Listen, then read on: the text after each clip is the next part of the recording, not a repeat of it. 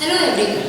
Student, today we will read English grammar, and in English grammar I am going to take a topic of passive voice. अब passive voice में सबसे पहले हम ये समझेंगे voice क्या होता है. तो what is our voice? Basically अगर हम voice का मीनिंग निकालें तो voice है अपनी आवाज़, बट यहाँ पर आवाज़ नहीं लेना है, वाच्य से रिलेटेड है. अब वॉइस आपके टू टाइप्स के होते हैं. फर्स्ट टाइप है आपका एक्टिव वॉइस और सेकंड है आपका पैसिव वॉइस. नॉर्मली क्या होता है, आपकी जो भी स्टेटमेंट होती है वो आपकी एक्टिव वॉइस में रहती है. फॉर एग्जाम्पल जैसे मुझे कहना है he helps me, I am going, she is flying the kite. तो ये भी जो मैंने तीन आपको स्टेटमेंट दी है, ये तीनों की तीनों एक्टिव वॉइस में है. अब आप कहेंगे कैसे, इसका मैं आपको बताती हूँ एक एग्जाम्पल के थ्रू. जैसे मैंने फर्स्ट एग्जाम्पल दिया, ही हेल्प्स मी. तो स्टूडेंट देखिए यहाँ पर आपका जो सब्जेक्ट है वो क्या बन रहा है, ही. और ही जो है वो एक्टिव वॉइस में इंपॉर्टेंट रोल रखता है. मीन्स सारा फोकस किस पे है आपका, सब्जेक्ट के ऊपर. ये सारा फोकस आपका सब्जेक्ट पर जा रहा है. तो जब हमारा सारा फोकस सब्जेक्ट पे रहता है और सब्जेक्ट आपका एक्शन परफॉर्म कर रहा है, कौन सा एक्शन परफॉर्म कर रहा है, ये हेल्प्स का. तो यहाँ पर ये एक्टिव वॉइस की कंडीशन हो रही है. आप डेफिनेशन में ले सकते हो, अब हम इसको डेफिनेशन के थ्रू समझ सकते हैं. तो यहाँ पर एक्चुअली मेरा मीनिंग ये है, मैं ये कहना चाहती हूँ जो एक्टिव वॉइस के सेंटेंसेस होते हैं उसमें सब्जेक्ट जो होता है वो आपका एक तरीके से मेन लीडर आ सकते हैं. जबकि पैसिव वॉइस की नीड हमें क्यों पड़ी, क्या हम हमेशा सब्जेक्ट के थ्रू ही अपना सेंटेंस बना सकते हैं? No, we can also create our sentence by using object. तो पैसिव वॉइस की नीड ही यही है कि हम सेंटेंस को ऑब्जेक्ट के थ्रू भी बना सकते हैं. जैसे मैंने यहाँ आपको एग्जांपल दिया था, ही हेल्प्स मी. तो अगर हम ऑब्जेक्ट लेके आते हैं तो मी को मैंने चेंज किया है, I am help by him. तो जो मेरा ही हेल्प्स मी था, ही हेल्प्स मी, ये मी जो कि ऑब्जेक्ट बन रहा था आपका, यहाँ पर मैंने ये रूल के अकॉर्डिंगली यहाँ चेंज हुआ है, आई में आ गया है. बट अगर हम इन दोनों का सेंस निकालेंगे तो दोनों का सेंस सेम ही हो रहा है. ही हेल्प्स मी, वह मेरी मदद करता है, और I am help by him, तो उसके द्वारा मेरी मदद होती है. तो मीन्स सेंस आपके दोनों का ही सेम है. डिफरेंस क्या है, ओनली वन डिफरेंस, दैट यहाँ पर ही, यहाँ आपका सब्जेक्ट मेन था और यहाँ जो आपका रिसीवर था, मीन्स जो ऑब्जेक्ट था वो यहाँ पर आके ग्रामेटिकल सब्जेक्ट बन गया, यहाँ पर वो मेन हो गया, मेन लीडर बन गया. तो ये तो हमारे पैसिव और एक्टिव वॉइस की नीड क्या थी, वो नीड यही थी कि हम सेंटेंस को जरूरी नहीं है कि हमेशा सब्जेक्ट से ही स्टार्ट करें, हम सेंटेंस को ऑब्जेक्ट से भी स्टार्ट कर सकते हैं. पर जब हम ऑब्जेक्ट से स्टार्ट करते हैं तो कई सारे हमें रूल्स फॉलो करने पड़ते हैं, क्योंकि जैसे आपने टेंस पढ़ी रखे हैं, टेंस आपके 12 टाइप के होते हैं. तो अकॉर्डिंग टू दैट हमें पैसिव वॉइस बनाते समय डिफरेंट रूल को यूज करना पड़ता है. तो अब हम सबसे पहले एक्टिव वॉइस समझ लेते हैं कि एक्टिव वॉइस की डेफिनेशन क्या करती है. एक्टिव वॉइस में वैसे तो मैंने यहाँ आपको समझा दिया है कि सब्जेक्ट जो होता है वो एक्टिव वॉइस के सेंटेंस में मेन होता है. फिर भी आप यहाँ देख लीजिए डेफिनेशन में, when the subject of the verb, when the subject of the verb performs the action, the verb is said to be in active voice. जब आपका सब्जेक्ट एक्शन परफॉर्म करता है उस समय जो कंडीशन बनती है वो एक्टिव वॉइस की होती है. एग्जाम्पल मैंने दिया था वहां पर he helps me, example change करते हैं, कुछ कुछ आपको अलग सा नाम लेके एग्जांपल बनाती हूँ। करीना, करीना हेल्प्स सैफ। आप लोग अच्छे से ही जानते हैं करीना हेल्प्स सैफ लिखना, बट यहाँ पर मेरा उनसे मतलब है। ओके, तो अपने टॉपिक पर आते हैं। करीना हेल्प्स सैफ, तो यहाँ पर ये आपका है सब्जेक्ट। ओके, हेल्प्स आपकी होती है मेन वर्ब एंड सैफ है आपका ऑब्जेक्ट। तो एक्टिव वॉइस के सेंटेंस में हमेशा हम जो सब्जेक्ट होता है वो आपका मेन होता है। आप हीरो कह सकते हैं, आप उसको लीडर कह सकते हैं। मीन्स सब्जेक्ट आपका मेन, इस सेंटेंस का मेन पार्ट है, क्योंकि सब्जेक्ट ही आपका एक्शन परफॉर्म कर रहा है। वो कर्म किस पे कर रहा है? ऑब्जेक्ट मीन्स क्या होता है? कर्म। वो कर्म किस पे कर रहा है? सैफ पे। और क्या कर्म कर रहा है? कौन सा कार्य कर रहा है? हेल्प्स का, मदद का कर रहा है। तो ये तो हमारे हो गए एक्टिव वॉइस। अब हम देखेंगे पैसिव वॉइस की डेफिनेशन क्या होती है। अभी आपको थोड़ा अजीब सा लग रहा होगा, बट जैसे ही हम इसके बेसिक रूल्स पढ़ेंगे, जैसे ही हम 1 by 1 रूल्स को एग्जाम्पल्स के थ्रू समझाएंगे, पैटर्न बताएंगे, आपको ये बहुत ही सिंपल हो जाएगा। क्योंकि अभी तो just we are giving introduction, अभी तो केवल हम इसका इंट्रोडक्शन बता रहे हैं कि what is active voice and what is passive voice. अब पैसिव वॉइस देखते हैं क्या होता है आपका। तो व्हेन द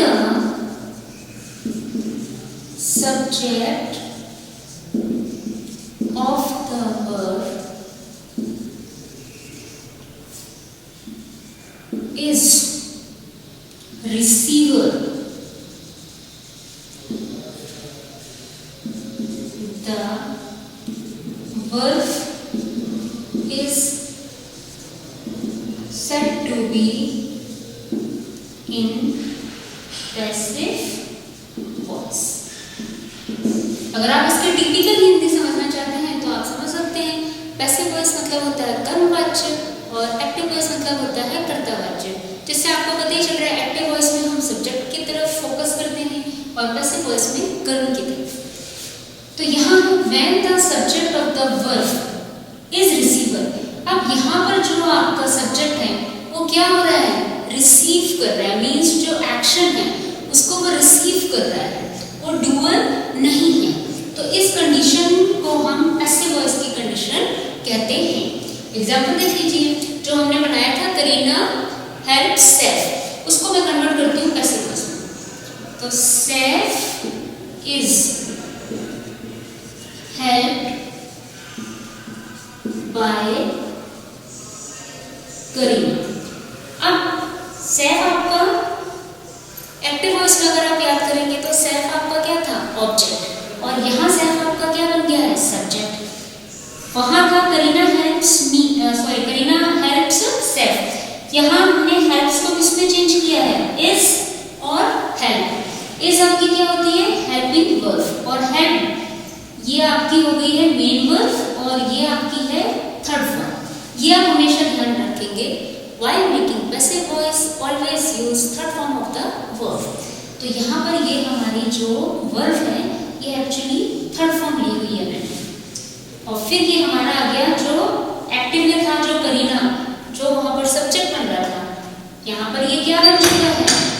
ऑब्जेक्ट, और हम इसे एजेंट भी कहते हैं, बाय एजेंट भी कहा जाता है। मीन्स जब भी हम ऐसे वर्ड्स करते हैं तो कुछ ऐसी कंडीशंस होती हैं जिनमें हम बाय का यूज करते हैं। तो ये हमारे हो गए हैं पैसिव वॉइस का इंट्रोडक्शन। अब हम कुछ बेसिक रूल डिस्कस करेंगे और 1 by 1 टेंसेस को पैसिव वॉइस में कैसे कन्वर्ट करते हैं, पैटर्न बता के, एग्जाम्पल बता के आपको क्लियरली करते हैं। अभी तो ये इंट्रोडक्शन का हो सकता है you are not taking interest in the introduction, but when you will read the basic rules and pattern and example, that definitely you will be understood and you will like it। तो student ये इतना समझ आ गया active और passive voice में difference क्या है। एक बार फिर बता देती हूँ, एक्टिव वॉइस में सब्जेक्ट आपका एक्शन को परफॉर्म करता है, मीन्स डूअर होता है, और पैसिव वॉइस में जो आपका सब्जेक्ट होता है वो डूअर नहीं है, वो रिसीवर होता है, वो एक्शन को क्या करता है, रिसीव। अब हम लेते हैं बेसिक रूल्स। अब बेसिक रूल्स में सबसे पहले मैं आपको प्रोनाउंस किस तरह से चेंज होते हैं, इंटरचेंज, वो टॉपिक क्लियर कर देती हूँ। प्रोनाउंस वाले आप लोग पढ़ ही चुके हैं छोटी क्लासेस में प्रोनाउंस, फर्स्ट पर्सन के प्रोनाउन, थर्ड पर्सन के प्रोनाउन, सेकंड पर्सन के प्रोनाउन। तो यहाँ पर हम कुछ प्रोनाउंस को चेंज करते हैं। एक्टिव वॉइस में क्या होते हैं और पैसिव वॉइस में वो किस तरह से होते हैं, बट वो इंटरचेंज होते हैं। सपोज एक्टिव वॉइस में आई है, तो जब हम उसको पैसिव वॉइस में कन्वर्ट करते हैं तो वो हो जाएगा मी। पैसिव वॉइस में मी, हमने ये मी कैसे लिया है, आई को कन्वर्ट किया मी में।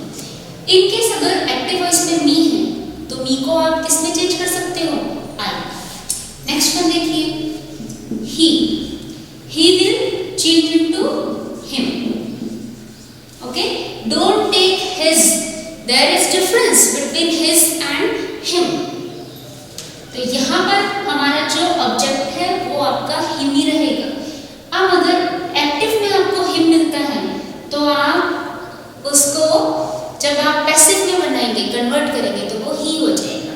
his मत लेना, बिकॉज his बिलोंगिंग के लिए यूज किया जाता है, जैसे his pen, his glass, his bag, ठीक है। वहां his आपका ऑब्जेक्ट नहीं होगा, कभी भी his आपका ऑब्जेक्ट नहीं बनता, तो his को चेंज नहीं करना। अब नेक्स्ट देखिए आप, she will change into her। Next देखिए they, आपको पता है they कौन से पर्सन का प्रोनाउन होता है, यस, थर्ड पर्सन का प्रोनाउन होता है। they will change into them, he, she, ये सारे ही, ये तीनों ही आपके क्या हैं, थर्ड पर्सन के प्रोनाउन, थर्ड पर्सन के प्रोनाउन हैं ये तीनों ही। और आई आपको पता ही है फर्स्ट पर्सन का प्रोनाउन होता है, बट हमें यहाँ इससे मतलब नहीं है, हमें केवल मतलब क्या है कि हम इन्हें इंटरचेंज कैसे करते हैं। यू आपका नो चेंज, सेम ही रहता है। इट आपका नो चेंज, सेम ही रहेगा। तो ये कुछ आपके प्रोनाउंस हैं, आई, ही, शी, दे, इनको आप ध्यान में रखोगे। एक आपका मैं बोल रही हूँ, एक आपका वी और आता है, और वी को हम चेंज करते हैं अस में। तो ये आपको प्रोनाउंस ध्यान रखने, ये आपके इंटरचेंज हो जाए, ठीक है। एक बार मैं ये रिपीट कर देती हूँ जिससे आपको अच्छे से समझ आ जाए। देखिए, जब भी हम पैसिव वॉइस करते हैं तो जो प्रोनाउंस होते हैं वो हमारे इंटरचेंज होते हैं। मींस हम अगर मी है तो मी को हम आई में चेंज कर देंगे पैसिव वॉइस बनाते समय। आई है तो आई हमारा चेंज हो जाएगा मी में। तो जैसे कि मैंने आपको बता दिया था, आई will change into me in passive voice, he will change into him in passive voice, she will change into her, they will change into them, we, W, E, ये मैं भूल गई थी, तो we will change into us। Passive voice में जो है अगर we दे रखा है एक्टिव में तो पैसिव वॉइस बनाते समय आप us कर देंगे।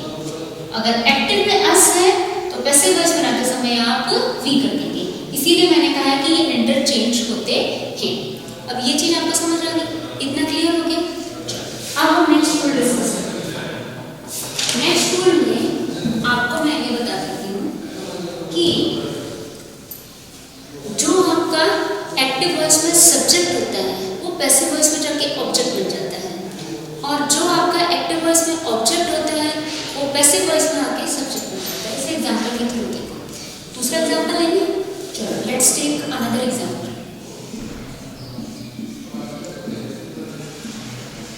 Meena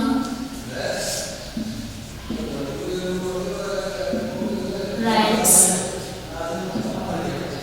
2 letters. Meena write 2 letters. अब जो आपका मीना है ये अभी आपकी कौन सी कंडीशन है, एक्टिव वॉइस का सेंटेंस है। अब आपको ये समझ भी आ रहा है धीरे धीरे कि एक्टिव वॉइस में सब्जेक्ट आपका मेन होता है और जो कि एक्शन को परफॉर्म करता है। तो मीना क्या एक्शन परफॉर्म कर रही है? लिखने का। और किस पर? कर्म क्या है, ऑब्जेक्ट क्या है? 2 लेटर्स, मीन्स वो 2 लेटर लिखने का वर्क कर रही है। और राइट से आपका क्या हो गया? Main verb. अब ये तो कंडीशन हो गई अपनी एक्टिव वॉइस की। अब मैंने जैसे आपको रूल में बताया कि जब आप पैसिव वॉइस करते हैं तो ऑब्जेक्ट आपका बन जाता है सब्जेक्ट और सब्जेक्ट बन जाता है ऑब्जेक्ट। ये आप देखिए पैसिव वॉइस में देखिए 2 लेटर्स आर, ये अकॉर्डिंग टू रूल, कि अब आप आगे में डिस्कस करोगे, आगे आप पढ़ेंगे। तो according to the rule I have change this main verb into are plus third form of verb. ये मैंने आपको पहले क्या दिया है, while making passive voice always use third form of verb. तो राइट की थर्ड फॉर्म आपको आनी चाहिए written. The 2 letters are written by Meena. ये देखिए आपका 2 लेटर्स हमारा एक्टिव वॉइस में क्या हो रहा था? ऑब्जेक्ट। और पैसिव वॉइस में आके आप देखिए, you can see it. Passive voice में ये क्या हो गया आपका? Subject, grammatical subject. Okay, it's clear. Now see the next step. Meena, Meena is your subject in active voice and it converts object in passive voice. आप देख सकते हैं पैसिव वॉइस है ये, और पैसिव वॉइस में ये क्या बन के जाते हैं? ऑब्जेक्ट। और ऑब्जेक्ट को हम एजेंट यहाँ पर बोल सकते हैं के द्वारा, मीन्स मीना के द्वारा, इसीलिए हम इसे एजेंट कहते हैं, वाई एजेंट। अब रही बात आर की और रिटन की, तो वो मैंने according to the rule change किया है। या मैं आगे डिस्कस कर दूंगी। राइट से या आपने आइडेंटिफाई कर लिया कि ये आपका प्रेजेंट सिंपल है, या इसे हम प्रेजेंट इंडेफिनिट टेंस भी कहते हैं। तो राइट्स को अकॉर्डिंग टू द पैटर्न मैंने हेल्पिंग वर्ब ली है आर। अब आर भी क्यों लिया है? क्योंकि यहाँ ये प्लूरल था, 2 लेटर्स था। अगर खाली एक लेटर की बात होती तो यहाँ मैं इस लिखती। और रिटन ये तो थर्ड फॉर्म है, ये तो आपको अच्छे से पता चल गया। Always use third form of verb in passive voice. तो थर्ड फॉर्म तो आपको लेना ही है, केवल हमारी हेल्पिंग वर्ब हर टेंस के अकॉर्डिंगली क्या होती रहेगी? चेंज। तो ये हमने आपका एक सेकंड रूल यहाँ डिस्कस कर दिया। अब हम लेते हैं नेक्स्ट थर्ड रूल। तो मैं कई बार रिपीट कर चुकी हूँ, ये अपना सेकंड रूल हो गया। थर्ड रूल मैं आपको बता चुकी हूँ कई बार कि always use third form of verb in passive voice.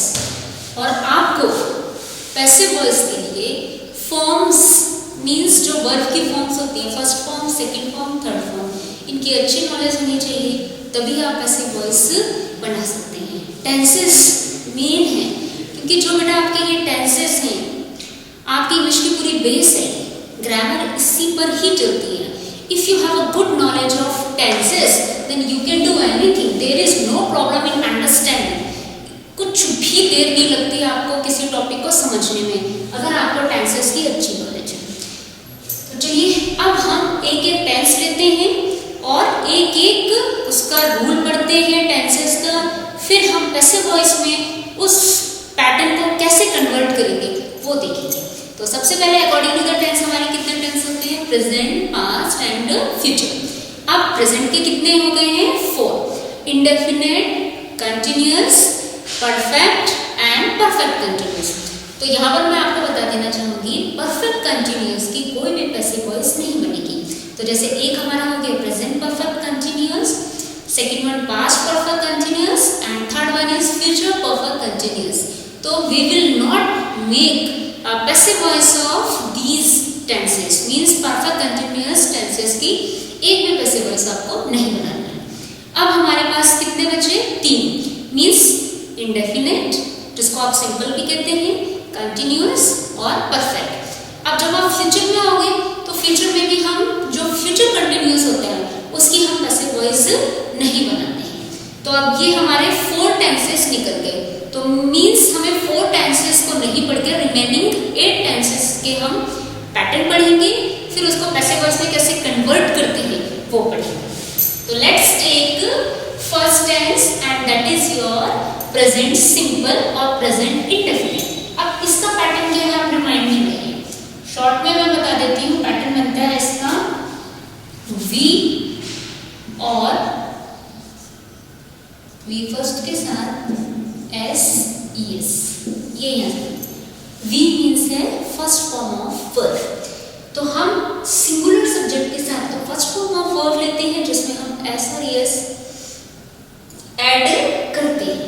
Means जब आप सिंगुलर फॉर्म लेते हो तो फर्स्ट फॉर्म तो चलती है वर्ब की, लेकिन साथ में क्या आता है, एस और एस ऐड करना पड़ता है। वो रूल्स आपने पढ़ रखे होंगे अकॉर्डिंग टू द रूल्स कि एस कहाँ आता है, एस कहाँ आता है। बट जब हम प्लूरल सब्जेक्ट लेते हैं तो हम एस एस का यूज नहीं करते। यहाँ पर पहले आपको क्लियर कर दूं जिन्हें ना मालूम। जैसे suppose Ritu likes you, okay, तो रितु लाइक्स यू। तो यहाँ देखिए लाइक की स्पेलिंग क्या होती है, LIKE, और यहाँ मैंने क्या ऐड किया, SQ, क्योंकि रितु आपका क्या है, एक सिंगुलर सब्जेक्ट, सिंगुलर पर्सन नहीं, सिंगुलर है, इसीलिए हमने इसमें क्या ऐड किया, S। अब इसकी जगह देखो अगर मैं प्लूरल लेती हूँ, दे लाइक यू। अब आप देखिए दे हमारा क्या है, प्लूरल, प्लूरल सब्जेक्ट आ गया, दे मतलब ज्यादा, वी, तो इसके साथ मैंने SES नहीं दिया है, वर्ब की खाली फर्स्ट फॉर्म यूज की है। जबकि यहाँ मैंने वर्ब की फर्स्ट फॉर्म के साथ क्या लिया था, S और ES। तो ये तो आपके सिंपल प्रेजेंट का या प्रेजेंट इंडेफिनिट का पैटर्न था कि आप कैसे पहचानोगे।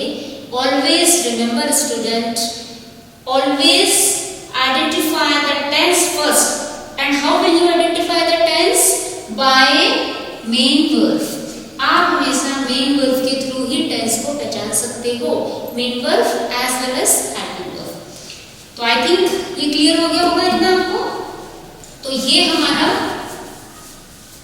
पैटर्न एक्टिव वॉइस का बन रहा है, ठीक है। अब इसको हम, ये तो एक्टिव वॉइस का पैटर्न हो गया। अब इसको देखिए पैसिव वॉइस में हम कैसे कन्वर्ट करते हैं। पैसिव वॉइस का पैटर्न लीजिए। पैसिव वॉइस में आप क्या करोगे, ऑब्जेक्ट लेंगे हम पहले, फिर प्लस आपका आ जाएगा हेल्पिंग वर्ब। यहाँ मैं आपको शॉर्ट में बता सकती हूँ क्योंकि ये तो आपको अंडरस्टूड हो जाएगा पैसिव वॉइस बनाते समय कि ऑब्जेक्ट हमें क्या लेना है। तो यहाँ देखो आप शॉर्ट में is, am, are plus third form of verb, V3 means third form of verb. अब is, am, are, is singular person के साथ आ जाएगा आपका, आर प्लूरल पर्सन के साथ आ जाएगा, और एम आपको पता ही है, एम आपका आता है आई के साथ। यहाँ पर क्या ध्यान रखना है, यू के साथ भी आपको क्या लेना है, आर, और आई के साथ चलता है आपका एम।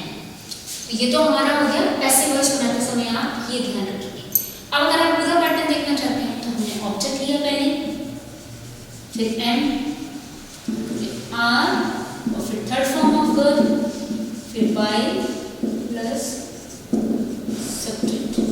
सब्जेक्ट मतलब ग्रामेटिकल सब्जेक्ट, जो आपका एक्टिव वॉइस का जो सब्जेक्ट होता है वो यहाँ आके हम इसको लास्ट में लिखते हैं, इसीलिए मैंने यह सब्जेक्ट लिया है। आप एजेंट भी यूज कर सकते हैं, ये केवल आपको समझने के लिए यहाँ सब्जेक्ट लिखे हैं। अब इनका एग्जाम्पल मैं बताऊंगी। पहले आप एक्टिव वॉइस का एग्जाम्पल देखिए। एक्टिव वॉइस का एग्जाम्पल हम देख लेते हैं।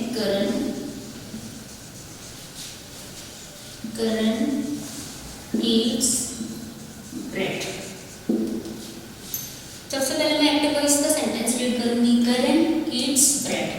अब इसमें मैं क्या लूँगी जिससे मुझे समझ आ जाए कि ये कौन सा टेंस है, तो मैं इसकी वर्ब पे फोकस करती हूँ। तो वर्ब मैंने रीड की eats, और eats आपकी है simple present means present indefinite की। जैसे ही मैंने ये देखा eats लिखा है यहाँ, सडनली मतलब at a time I got the pattern of passive voice. तुरंत मेरे दिमाग में आना चाहिए कि what is the pattern of passive voice of simple present tense. तो मेरे दिमाग में आ गया कि पैटर्न क्या बनता है, is, am, are plus third form of verb. अब इस पैटर्न को हम इसमें सेट करेंगे। So I will take this one, why, because this is your object according to the rule, what will we take first? Object. The object is bread. So bread now eats. Now I am going to change this main verb. How will I change? Taking helping verb plus third form of verb. So here singular bread. So I will take is. So bread is. Now I will take third form of verb. So what is the third form of verb? Eat. Eaten. Yeah. So is eaten by whom? By Karan. I will write here Karan. ये देखिए कितना simply तरीके से हमने ये passive voice बना दिया. No efforts. Efforts क्या है? Learn this one. हमें पैटर्न लर्न करना है और हमारी पैसिव वॉइस क्या है? तो ब्रेड इज ईटन बाय कर. तो ये तो हमने बना दिया प्रेजेंट सिंपल का. ये था अपना पैटर्न. ये एक्टिव वॉइस, ये पैसिव वॉइस का पैटर्न. और फिर हमने ये एग्जाम्पल के थ्रू यहाँ कन्वर्ट कर दिया. एक और एग्जाम्पल मैं इसमें आपको देती हूँ प्रोनाउन को लेकर, जिससे आपको और क्लियर हो जाए.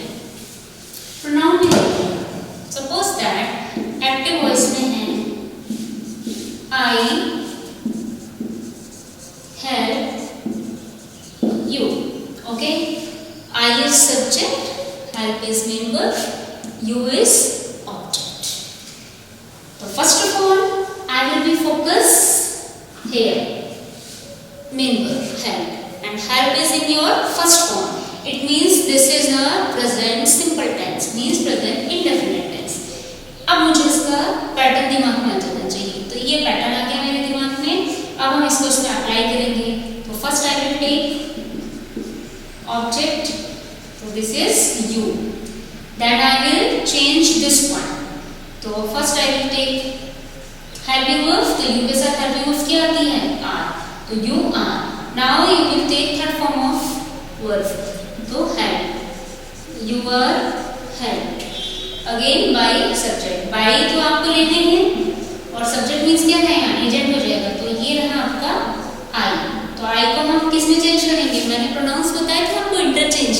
आई विल चेंज इनटू मी. तो बाय मी हो जाएगा. You are help by me. You आपका चेंज नहीं होता है. तो यू का मैंने क्या ले लिया यहाँ पर? यू आ जाएगा. तो ये तो हमारा फर्स्ट टेंस हो गया इसका पैटर्न. अब हम नेक्स्ट देखते हैं. नेक्स्ट आपको नेगेटिव बता दें इसी में. चलो इसी में मैं आपको नेगेटिव बता देती हूँ. आपको पता है ना कि सेंटेंस कितने पार्ट आपके सेंटेंस मेन आपके सेंटेंस 3 पार्ट में जाते हैं. वैसे तो there are 5 type of sentences, but we will not discuss in this topic about sentences. For convenience we will take affirmative, negative और इंटरोगेटिव. ये 3 हम एक्टिव पैसिव वॉइस में चलाते हैं.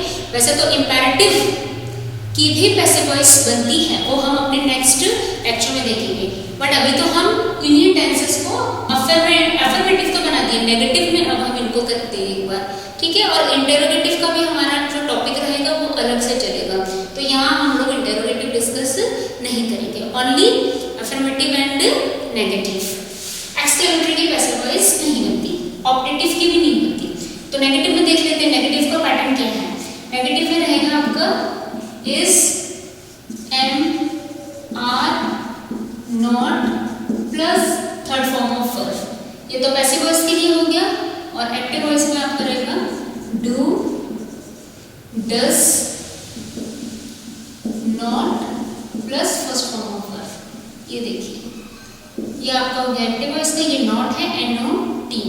फर्स्ट फॉर्म ऑफ वर्ब आती है. ये आप हमेशा ध्यान में रखेंगे. Always use first form of verb with do, does. Don't add S और एस. मीन्स हमें डज, डू के साथ वर्ब की फर्स्ट फॉर्म ही लेनी है. उसमें एस और एस ऐड नहीं होते. और ये सब आपको पता ही होगा, बट मैं तो बस जस्ट आपको एक बार रिवाइज करवा रही हूँ. अब इसका एग्जाम्पल देखो. सपोज दैट एग्जाम्पल मैंने लिया she. She loves her children. ठीक है. She loves her children. तो शी हमारा हो गया सब्जेक्ट और हर चिल्ड्रन पूरा ही बनेगा आपका ये object. According to the rule पहले आ जाता है हमारा ऑब्जेक्ट, तो हर चिल्ड्रन, अब यहाँ चिल्ड्रन आपको पता है चिल्ड्रन क्या होता है आपका प्लूरल, तो इसीलिए आप आर लेंगे according to the rule, are आ जाएगा। तो हर चिल्ड्रन आर लव की थर्ड फॉर्म आ जाएगी। अच्छा ये मैंने आपको ये मैंने आपको नेगेटिव का नहीं किया, मैंने आपको अफर्मेटिव के लिए किया और वी आर टेकिंग नेगेटिव। तो they do not eat bread। अब do not आपने देखा, आपको समझ आ गया कि प्रेजेंट इंडेफिनिट टेंस है नेगेटिव में। अब हम अकॉर्डिंग टू अपना पैटर्न चलेंगे। पहले हमारा आ जाएगा ब्रेड, पैसिव वॉइस बनाते समय, तो ब्रेड इज सिंगुलर फॉर्म में है ब्रेड, इसलिए मैंने इज लिया है। ब्रेड इज नॉट, नेगेटिव था तो नॉट आपको लेना ही है, जस्ट हेल्पिंग विथ के बाद। अब इसकी हम लेंगे थर्ड फॉर्म, ईट की थर्ड फॉर्म होती है ईटन, तो bread is not eaten by them. ये हो गया they do not eat bread, bread is not eaten by them। तो मीन्स इस तरह से आपको पैसिव वॉइस करना। अगर यहाँ ही होता, does not लिखा रहता, he does not eat bread, तो यहाँ पर आप ले लेते bread is not eaten by him। यहाँ पर तो सेम ही पैटर्न बनेगा। Is that clear this rule? Okay, now I am going to take past indefinite। तो सबसे पहले हम देखेंगे past indefinite का पैटर्न क्या होता है, एक्टिव वॉइस में क्या होता है उसका पैटर्न, और पैसिव वॉइस में क्या होता है। शॉर्टकट में चलेंगे। पास्ट इंडेफिनिट में second form of verb use की जाती है, और जब हम इसे पैसिव वॉइस में करेंगे तो हमारा आ जाएगा was were plus third form of verb. अब इसके एग्जाम्पल में हम अप्लाई करते हैं। एग्जाम्पल देखिए,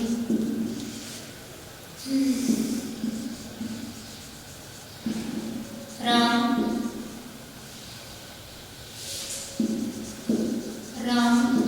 wrote an essay। ओके, इससे हमने पहचान लिया, वर्ब से हमने पहचान लिया कि ये आपकी सेकंड फॉर्म है। And second form use in past indefinite. Now I will change this one into passive voice. ये आपका क्या था एक्टिव, अब इसकी हम क्या बनाएंगे पैसिव। तो ऑब्जेक्ट हमारा क्या है एन ऐसे, तो एन ऐसे से हम स्टार्ट करेंगे, एन ऐसे, और उसे चेंज करिए हम लोग wrote. We will take pause, why, because only one ऐसे ही रोट। हाउ मेनी ऐसे, वन ऐसे, that's why I have taken here was. An ऐसे was, now third form of wrote। wrote is second form, so third form is written। An essay was written by whom? Ram। An essay was written by Ram। तो ये आपका बन गया passive. अब हम इसका negative देख लेते हैं। नेगेटिव में क्या होता है पास्ट इंडेफिनिट में, did not plus first form of verb। reminded, did not, did के साथ always use first form of verb in past indefinite। past indefinite में भी first form ही आएगी, means do, does, did, इनके साथ first form of verb चलती है, चाहे आपका tense present indefinite में है और past indefinite। इसको हम चेंज करेंगे, was, were plus not plus third form of verb। Only I have added here not, केवल not आपको यूज करना है।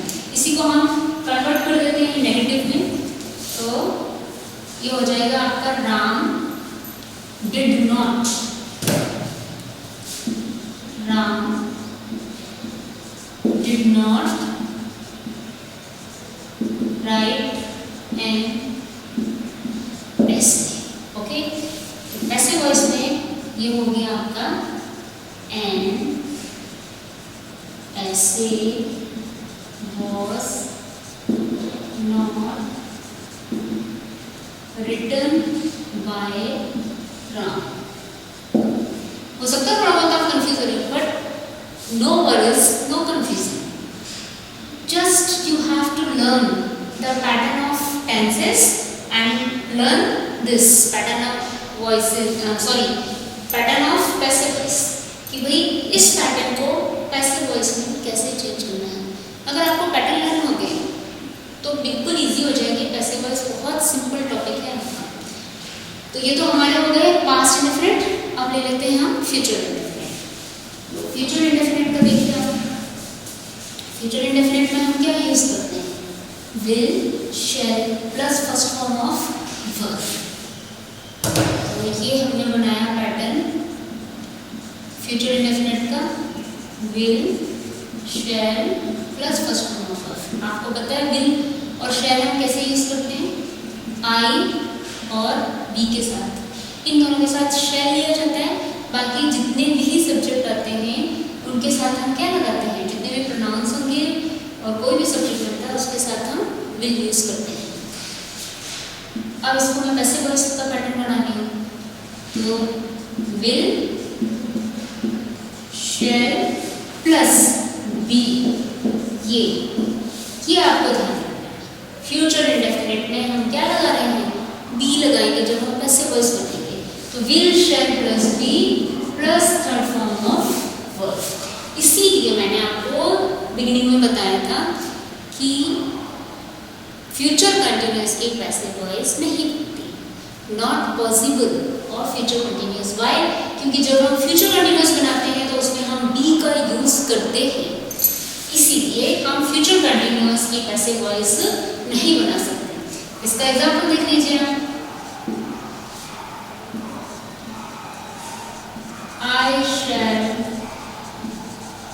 teach English. ओके, तो आपने shall teach से टेंस को पहले आइडेंटिफाई कर लिया. Which type of this tense? Yes, this is future indefinite. Now remind the pattern. What is the pattern of future indefinite in passive voice? So this is your pattern. What will you take? B. Most important in future indefinite. Now let's make passive voice. So this is your object English. तो English अब मैंने आपको ऊपर remind करवाया था. आई और ई के साथ ही हम क्या लेते हैं? शैल.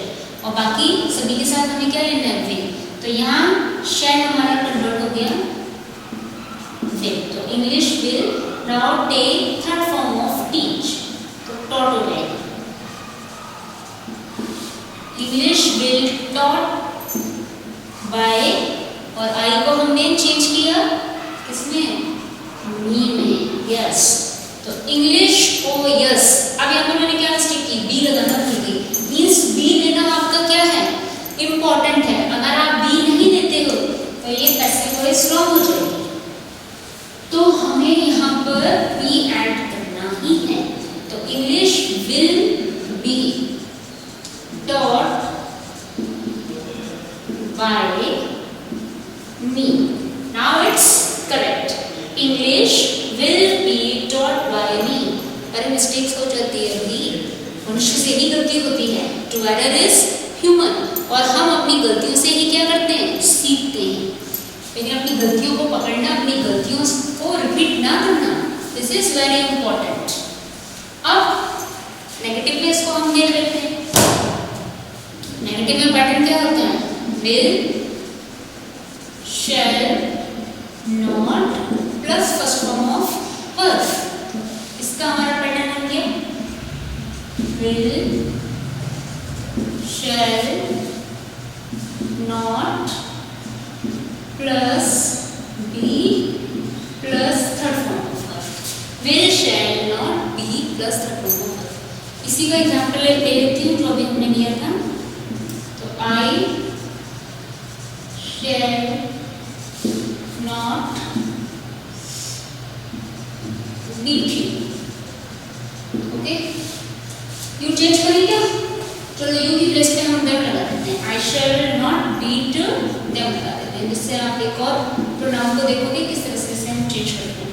तो देम हमारा पैसिव वॉइस में हम लेंगे तो देम चेंज हो जाएगा दे।